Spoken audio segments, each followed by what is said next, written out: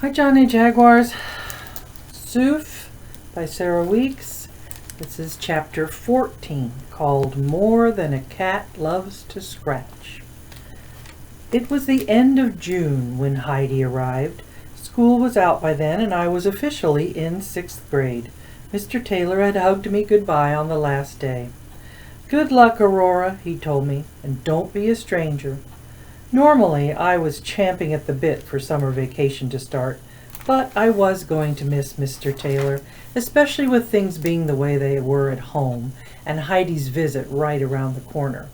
I was dreading it. I had never had a sleepover in my life, so the trundle bed in my room had never been used. My mother opened it up and put fresh sheets on it the day before Heidi was due to arrive.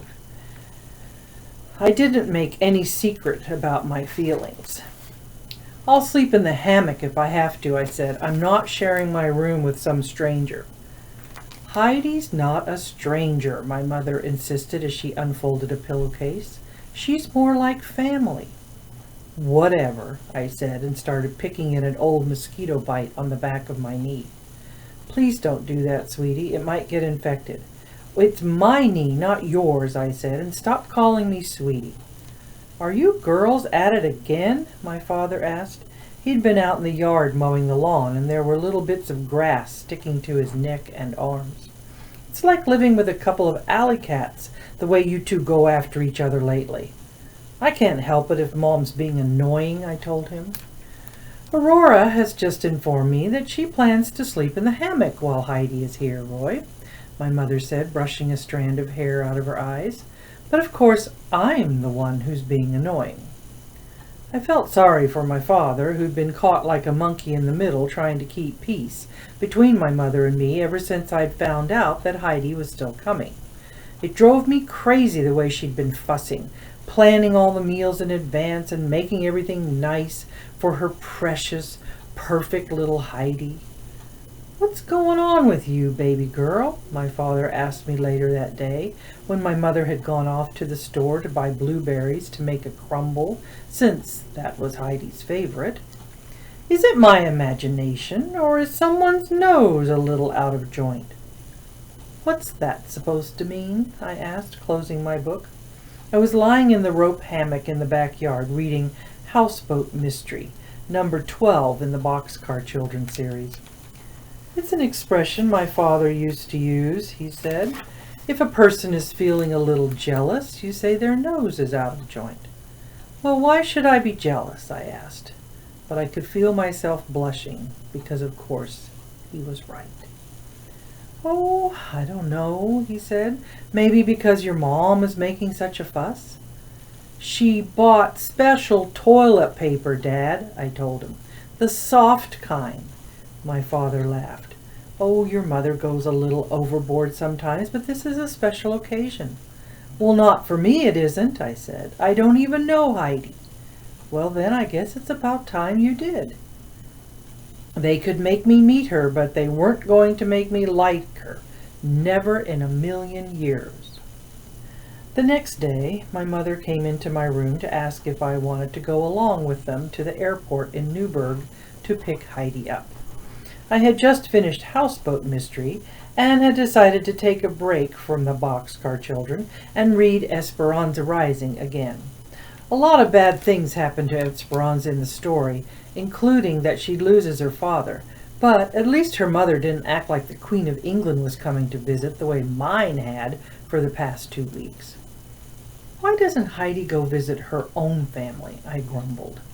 Thurman Hill and Heidi's father, Elliot, had moved to Florida several years earlier when Hilltop Home had closed.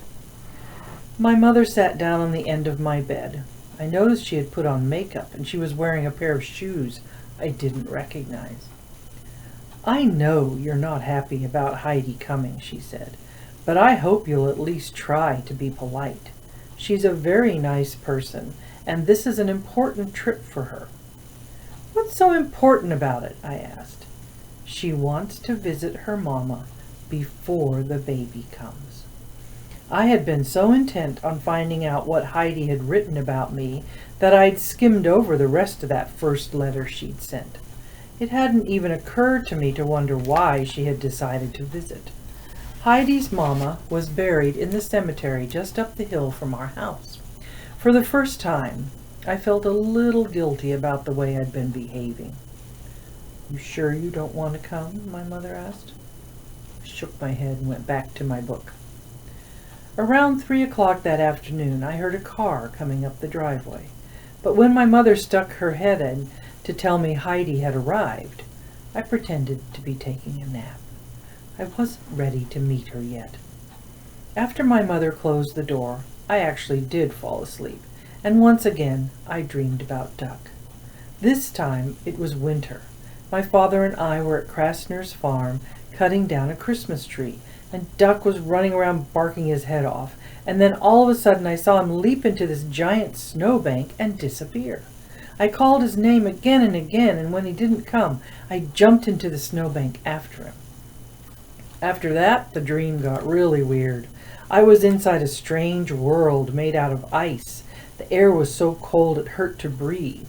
My mother was there now too, wearing her yellow apron and holding the jelly bean jar in her arms. Suddenly, I looked down and my hands were turning blue, and then my fingers started falling off one by one, shattering as they'd hit the ground, the way the windows of the house had broken during the fire. I was afraid if I stayed in the ice world, I might freeze to death, but I couldn't leave without Duck. "Come back," I called. "Come back." "Rory, honey, wake up." My father was shaking me. "Duck is still in the snow," I cried, sitting up. "It's only a dream, baby girl," my father said. "Only a bad dream." I buried my face in his shirt and he put his arms around me. "I can't do this anymore," I whispered. "It hurts too much to be me." Heidi's belly was so big and round, it looked like she was hiding a beach ball under her shirt. "Well, it's nice to finally meet you in person, Aurora," she said when my father finally convinced me to come out and say hello. "Bernie and I have all your school photos stuck up on the fridge at her place.